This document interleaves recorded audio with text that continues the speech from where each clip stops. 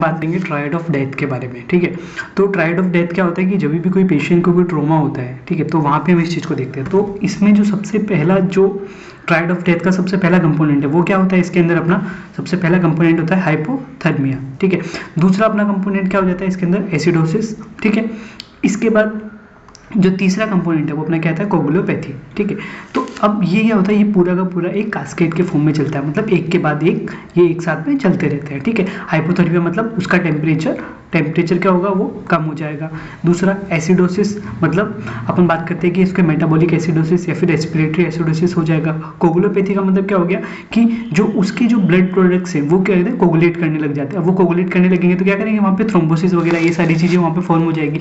अब ये हुआ कैसे, अब हमने बात किया कि ये होता है कास्केड होता है। तो कास्केड का मतलब क्या हुआ कि जैसे ही कभी भी कोई ब्लड लॉस हुआ, कोई ट्रॉमा हुआ, ट्रॉमा की जैसे अब यहाँ पे किसी को भी कोई भी ट्रॉमा हुआ, अब ट्रॉमा की वजह से क्या हुआ, उसको ब्लड लॉस हुआ। अब ब्लड लॉस हो सकता है वो उसमें क्या हुआ, मतलब ब्लीडिंग होगी। अब ब्लीडिंग क्या हो सकती है, या तो इंटरनल ब्लीडिंग हो सकती है या फिर वो एक्सटर्नल ब्लीडिंग हो सकती है। अब इंटरनल ब्लीडिंग जो है वो क्या है, वो ज़्यादा हार्मफुल होती है। इंटरनल ब्लीडिंग क्या है, वो ज़्यादा हार्मफुल होती है क्योंकि उसका हमको पता नहीं लगता है जल्दी से।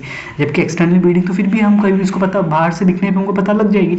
अब जो ब्लीडिंग हो रही है, ब्लीडिंग के अंदर क्या हो रहा है, आपको पता है कि जो अपना ब्लड होता है उसके अंदर क्या है, ना हीमोग्लोबिन है, बाकी उसमें बहुत सारे क्लोटिंग फैक्टर्स भी होते हैं। अब जो क्लोटिंग फैक्टर्स क्या करते हैं, ये ब्लड को क्या करते हैं, ये उसको क्लॉट बनाने का काम करते हैं। ठीक है, कि कोई भी ब्लड कभी लॉस हो रहा है तो वहाँ पे उसमें क्लॉटिंग हो जाती है, तो उसकी वजह से ज़्यादा ब्लड लॉस नहीं हो पाता। लेकिन यहाँ पे क्या हो रखा है, अपना ब्लीडिंग हो रही है। अब ब्लीडिंग में क्या होगा, ब्लड लॉस होगा, ब्लड लॉस होगा तो जो क्लॉटिंग फैक्टर्स हैं वो सारे चले जाएंगे। अब जब ये सारे क्लॉटिंग फैक्टर जा रहे हैं तभी तो उसमें क्या होगा, कोगुलोपैथी होगा। ठीक है, तभी तो उसमें क्या होगा, कोगुलोपैथी होगा।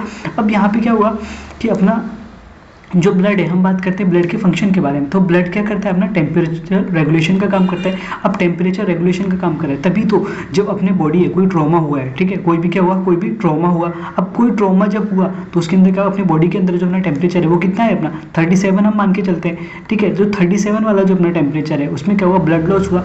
अपना जो बॉडी का जो ब्लड है वो कैसा है, वो अपना वार्म ब्लड है। अब यहाँ से क्या होगा, सारा का सारा वार्म ब्लड निकल गया। अब वार्म ब्लड जब निकलता जा रहा है तो अपनी बॉडी से जो हम बात कर रहे हैं कि वहाँ पे जो टेम्परेचर रेगुलेशन मतलब वार्म ब्लड निकलता जा रहा है। अब उसकी वजह से क्या होगा, वहाँ पे उस बंदे को वहाँ पे हो जाएगा हाइपोथर्मिया। ठीक है, पहला चीज हो गया। अब यहाँ पे जो क्लॉटिंग फैक्टर्स है वो निकल गए, क्लॉटिंग फैक्टर्स निकले तो उसको क्या होगा, कोगुलोपैथी हो जाएगा। ठीक है, अब फिर हम एक बात करते हैं, जो ब्लड होता है अपना वो क्या करता है, पीएच को मेंटेन करने का काम करता है।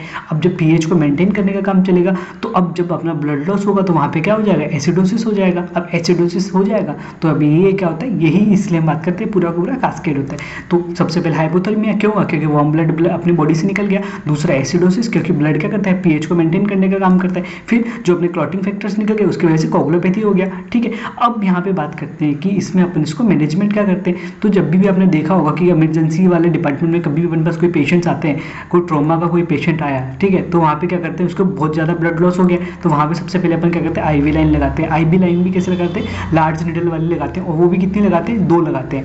वहाँ पे क्या करते हैं, इसको लगाने के बाद अपन क्या करते हैं, वो सबसे पहले अपने जो भी आईवी फ्लूइड्स है, ठीक है, वो देने स्टार्ट कर देते हैं। फिर वहाँ पे क्या करते हैं, उसको जितने भी ब्लड या ब्लड प्रोडक्ट्स हैं वो देना स्टार्ट करते हैं। अब उस बंदे को क्या हो रखा है, उस बंदे को हाइपोथर्मिया भी हो सकता है। ठीक है, हाइपोथर्मिया हो रखा है तो उसके लिए अपन क्या करते हैं, वहाँ पे जो ब्लैंकेट्स वगैरह हैं अपन उसको ब्लैंकेट वगैरह देंगे ताकि उसका बॉडी का जो टेम्परेचर उसको मेंटेन कर सके।